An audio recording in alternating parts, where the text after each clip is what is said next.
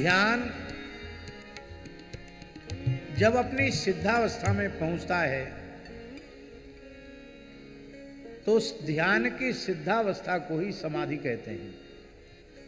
इसलिए योग के जो अष्टांग हैं उनमें यम, नियम, आसन, प्राणायाम, प्रत्याहार, धारणा, ध्यान, और ध्यान जब पराकाष्ठा पर पहुंचता है तो ध्यान की पराकाष्ठा को ही समाधि कहते हैं। भगवान शंकर समाधिस्थ हो गए। भगवान श्री राम के स्वरूप का चिंतन करते करते भगवान शिव की समाधि लग गई और उसी समय एक तारकासुर नाम का एक भयंकर असुर उत्पन्न हुआ। उसने अत्यंत कठोर तप करके श्री ब्रह्मा जी से वरदान प्राप्त कर लिया।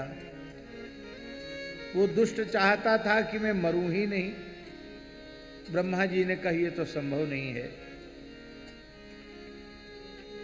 मेरी भी अपनी आयु के प्रमाण से 100 वर्ष की आयु है, और जब मेरी 100 वर्ष की आयु पूर्ण हो जाती है तो न ये ब्रह्मलोक रहता न मैं रहता।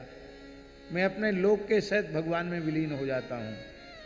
जब मेरी भी आयु निश्चित है, मैं अजर अमर नहीं हूँ, तो मैं अपनी सृष्टि को अजरत्व अमरत्व कैसे दे सकता हूँ? ये मेरे पावर की बात नहीं है, मेरे अधिकार क्षेत्र से बाहर है। दुष्ट लोग जो होते हैं ना, मनमोहन शरण जी बड़े चतुर चालाक होते हैं। वो सोचते हैं कि इनको बड़ों को तो भोले भाले, इनको बुद्धू बना देना बहुत सरल काम है, लेकिन वो दूसरे को बुद्धू नहीं बनाते, खुद ही बुद्धू बन जाते हैं। उसने मन में विचार किया कि हम ऐसा कुछ करें कि अजर अमर भी हो जाएं और ब्रह्मा बाबा को पता भी न चले। तो उसने कहा कि शिवजी के शुक्र से जो उत्पन्न उनकी प्रथम संतान है, उससे वध हो, और वो वध भी उस बालक से हो जिसकी आयु केवल 7 दिन की हो। 7 दिन के आयु के बालक के द्वारा शिव शुक्र से उत्पन्न 7 दिन के बालक के द्वारा मेरी मृत्यु हो। वो सोचता था कि 7 दिन का बच्चा तो बोलता भी नहीं, मारेगा क्या किसी को? मान लो शंकर जी के तेज से उत्पन्न भी हो गया तो हमको मारेगा भला क्यों? और शंकर जी के तेज से उत्पन्न ही क्यों होने लगा? क्यों? क्योंकि भगवान शिव उन्होंने सती का त्याग कर दिया और सती जी ने दक्ष की यज्ञाग्नि में अपने शरीर को, योगाग्नि में अपने शरीर को भस्मसात कर दिया। और अब तो वो ऐसे ही अवधूत योगी दिगंबर होकर के विचरण करते हैं। तो वो इस संसार की प्रवृत्ति में भला फिर से फंसने वाले क्यों हैं? वो फंसेंगे ही नहीं। तो न कभी शिवजी के पुत्र होगा और न मेरी कभी मृत्यु होगी, ऐसा विचार उसने किया। न कभी शिवजी का पुत्र होगा, न मेरी कभी मृत्यु होगी। भगवान ब्रह्मा की कृपा से उसने अपरिमित शक्तियां प्राप्त की, सारे लोकों को जीत लिया, लोकपालों के ऊपर विजय प्राप्त कर ली। और देवताओं ने ब्रह्मा जी से जाकर दुख निवेदन किया। ब्रह्मा जी सुनकर बड़े रुष्ट हुए। मेरी तपस्या, आराधना, उपासना से प्राप्त मेरी ही शक्ति का इसने घोर दुरुपयोग किया। क्रोध तो ऐसा आया कि मैं तारकासुर को जलाकर भस्म कर दूं। और ब्रह्मा जी समर्थ हैं, वे जलाकर भस्म कर सकते हैं। बहुत ध्यान देकर सुनने की बात है। ये पंक्ति शिव पुराण की है।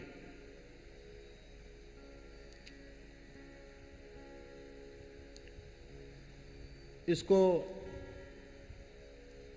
वैयाकरण सिद्धांत कौमुदी में भी एक जगह उद्धरण के रूप में प्रस्तुत किया गया है, लेकिन ये पता नहीं चलता था कहाँ की पंक्ति है। जब हमने शिव पुराण का मूल पारायण किया उसमें ये पंक्ति आई, विष वृक्षोपि संवर्ध्य स्वयं छेत्तु मसाम प्रतम। ये शिव पुराण की पंक्ति है। विष वृक्षोपि संवर्ध्य स्वयं छेत्तु मसाम प्रतम। सज्जन पुरुष होते हैं, उनका कैसा स्वभाव होता है? साधु पुरुषों का, सज्जन पुरुषों का स्वभाव होता है कि धोखे से उनके द्वारा विष का वृक्ष लगा दिया जाए और उसका सिंचन कर दिया जाए, और बाद में जब वो वृक्ष बड़ा हो जाए, उसमें फूल आ जाएं, फल आ जाएं, जहर के फल लगने लग जाएं, और कोई कहे करे तुमने क्या कर डाला, ये तो जहर का पेड़ है, तो वे सज्जन पुरुष कहते भले ही ये जहर का पेड़ है, पर हम इसे अपने हाथ से काटेंगे नहीं। क्यों? क्योंकि मैंने इसका रोपण किया है, मैंने इसका सिंचन किया है, इसे पल्लवित, पुष्पित और फलित किया है, इसलिए हम अपने हाथ से इसको काट नहीं सकते। भले ही दुष्ट है तो रहने दो। फिर क्या होगा? अरे होगा क्या, वो यही सो जो राम रचि राखा, पर हमने लगाया है तो हम अपने हाथ से नहीं काटेंगे।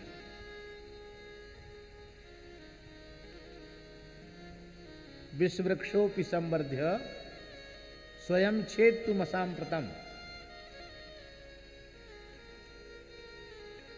भारतीय सनातन संस्कृति में कितना अद्भुत औदार्य है, कैसी सूक्ष्म दृष्टि है, कैसा सूक्ष्म विचार है कि दुष्ट व्यक्ति का भी पालन पोषण करने के बाद, उसको आश्रय देने के बाद उसका विनाश सज्जन पुरुष नहीं चाहते।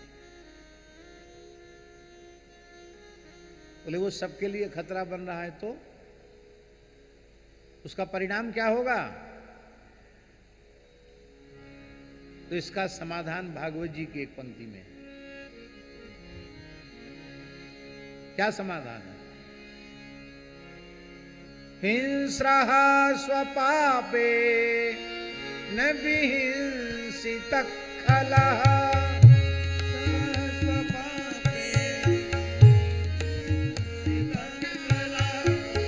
हिंस्रः स्वपापे न विहिंसित खलः।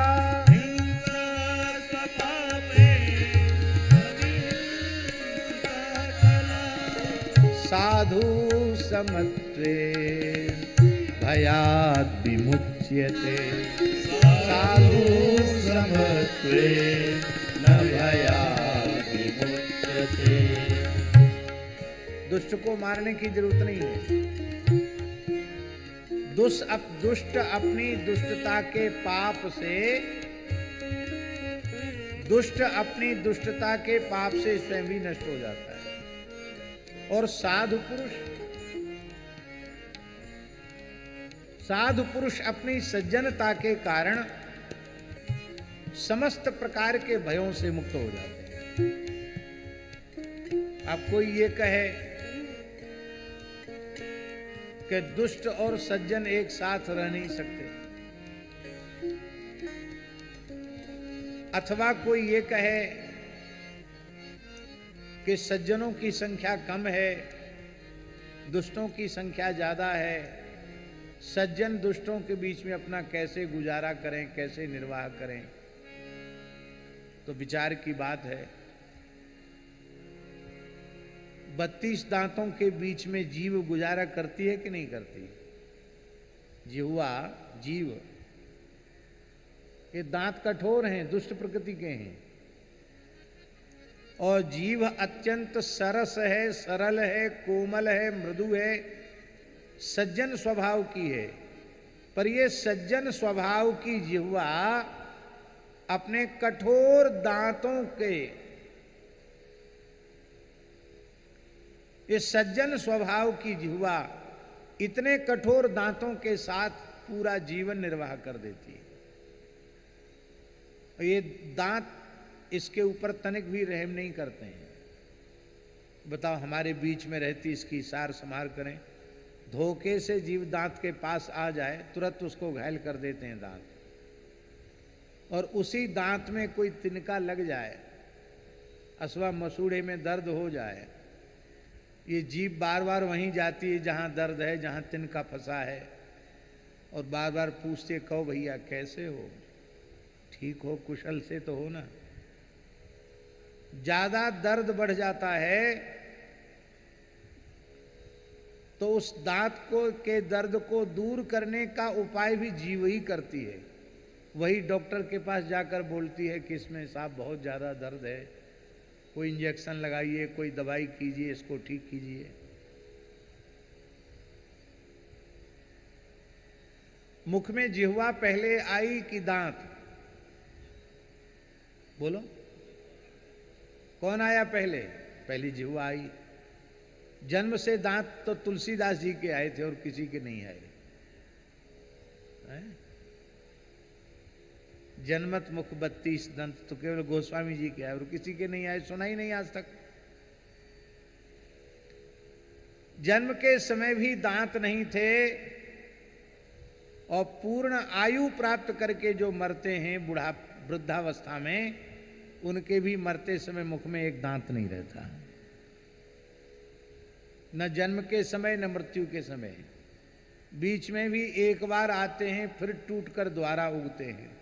दूध के दांत गिरते, फिर दूसरे दांत आते हैं। इसका मतलब है सज्जन सदा सर्वदा से थे और सदा सर्वदा रहेंगे, दुष्ट आते जाते रहते हैं। सज्जनता शाश्वत है, दुष्टता शाश्वत नहीं है।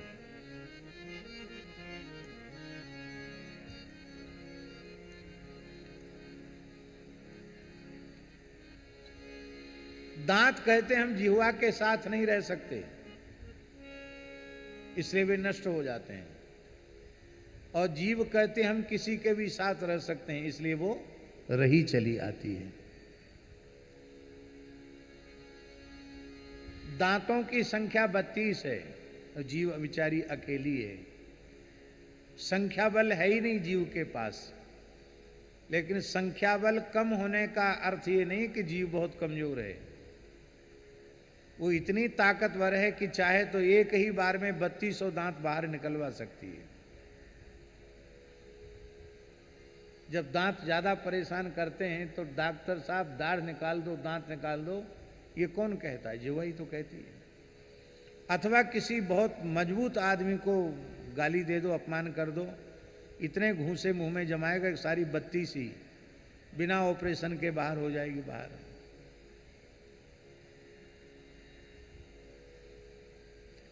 ये बहुत ऊंचा संदेश है।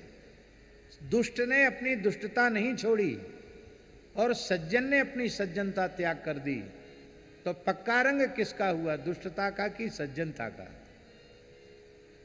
दुष्ट ने दुष्टता नहीं छोड़ी, सज्जन ने सज्जनता छोड़ दी। इसका अर्थ है दुष्टता का रंग पक्का हुआ। अब आप विवेक पूर्वक उत्तर दीजिए, दुष्टता का रंग पक्का होना चाहिए कि सज्जनता का? सज्जनता का। हमारी सच्ची साधुता, सच्ची सज्जनता तब है जब किसी भी परिस्थिति में हम उद्विग्न न हो, हम क्षुब्ध न हो, क्रोध के वशीभूत न हो, अपनी साम्य अवस्था में बने रहें, क्षोभ रहित अवस्था में बने रहें। ये है शाश्वत। दुनिया के किसी भी व्यक्ति को लाओ, यहां तो सब डॉक्टर ही डॉक्टर बैठे हैं, एक से एक बड़े डॉक्टर। डॉक्टर नहीं है तो डॉक्टरी विभाग को अच्छी प्रकार से जानने समझने वाले लोग हैं। क्या कोई भी मनुष्य निरंतर काम के आवेश में रह सकता है? 24 घंटे काम के आवेश में रह सकता है क्या? नहीं रह सकता। 24 घंटे की छोड़ दो, 1.5-2 घंटे भी नहीं रह सकता। क्या कोई मनुष्य सदा सर्वदा क्रोध के आवेश में रह सकता? नहीं रह सकता। थोड़ी देर में क्रोध ठंडा होने लग जाएगा। न सदा लोभ के आवेश में, न सदा काम के, न क्रोध के, न मोह के, इन सब विकारों के आवेश में मनुष्य अधिक समय तक नहीं रह सकता। किंतु क्षमा, दया, करुणा, सहजता, सरलता, शांति, साम्यावस्था में जीवन भर रह सकता है। इसलिए हमारी वास्तविक प्रकृति वही है जिसमें हम पूरे जीवन पर्यंत रह सकते हैं, और उसी अपनी प्रकृति में ही रहना चाहिए, अपनी प्रकृति में जीना चाहिए। दुष्टों के भी विनाश का संकल्प नहीं करना चाहिए, दुष्टों का भी अशुभ नहीं चाहना चाहिए। दुष्ट अपनी दुष्टता से स्वयं ही समाप्त हो जाते हैं, और सज्जन पुरुष साधु समत्वेन भयाद विमुच्यते। साधु पुरुष अपनी समता से समस्त प्रकार के भयों से विमुक्त हो जाते हैं। तो ब्रह्मा जी ने कहा, इस पुराण की बात बता रहा हूं मैं, ब्रह्मा जी ने कहा कि मैं तारकासुर को नष्ट कर सकता हूं, लेकिन हे देवताओं, इससे सज्जनता पर कलंक लग जाएगा। सज्जन पुरुष विष वृक्ष का रोपण करके उसको सींच करके बड़ा करने के बाद अपने हाथ से उसको काटते नहीं हैं, इसलिए हम नियति पर छोड़ देते हैं। तुम लोग सहन करो, कोई बात नहीं, हम उपाय जरूर बताते हैं। क्या? सब सन कहा बुझाय विधि, धनुज निधन तब होए, शंभु शुक्र संभूत सुत, यही जीतय रण सोए। भगवान शिव के शुक्र से उत्पन्न पुत्र ही इसका वध कर सकता है। यद्यपि भगवान शंकर की पत्नी सती ने हिमालय नंदिनी के रूप में जन्म ग्रहण कर लिया है और भगवान शिव की प्राप्ति के लिए कठोर तपस्या की है, किंतु भगवान शिव शरीर संसार से अपने मन का सर्वतः उपराम करके समाधि लगाकर बैठ गए हैं। और भोले बाबा की समाधि कब खुलेगी इसका कोई ठिकाना नहीं। कल आप लोगों ने सुना ना, बीते संबत 87 तजी समाधि शंभु अविनाशी। बीते संबत 87 तजी समाधि शंभु अविनाशी। 87,000 वर्ष तक शंकर जी समाधि में बैठे रहे, जब सती जी हिमालय पर ही निवास, कैलाश पर ही निवास कर रही तब। और अब तो कोई काम ही नहीं है और देवताओं की हालत खराब है। पूरे ब्रह्मांड में देवता थर थर कांप रहे हैं, इधर उधर छिप रहे हैं तारकासुर के भय से। वे तो चाहते हैं कि चटपट शंकर जी का ब्याह होए और जल्दी से इस तारकासुर के उपद्रव से हमें मुक्ति मिले, भगवान शिव के पुत्र के द्वारा तारकासुर का वध हो। ब्रह्मा जी ने कहा कि शंकर जी समाधि से जग जाएं और विवाह के लिए राजी हो जाएं, तो हो सकता है कि तुम्हारी समस्या का समाधान जल्दी हो जाएगा।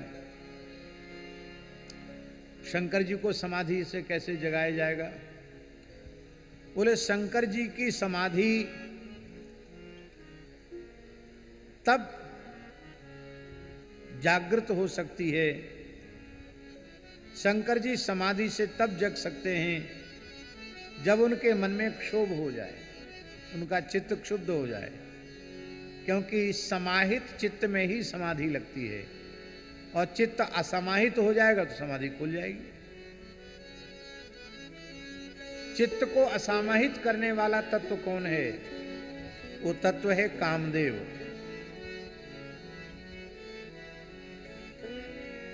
कामदेव चित्त को शुद्ध कर देता है।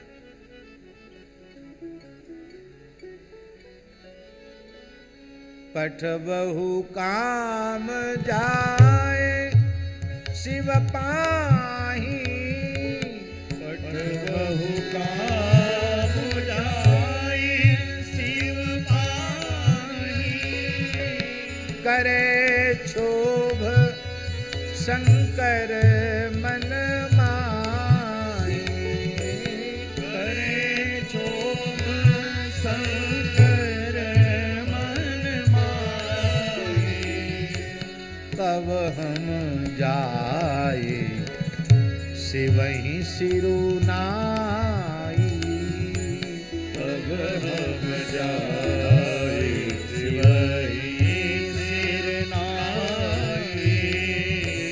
करवाऊ विवाह बरियाई,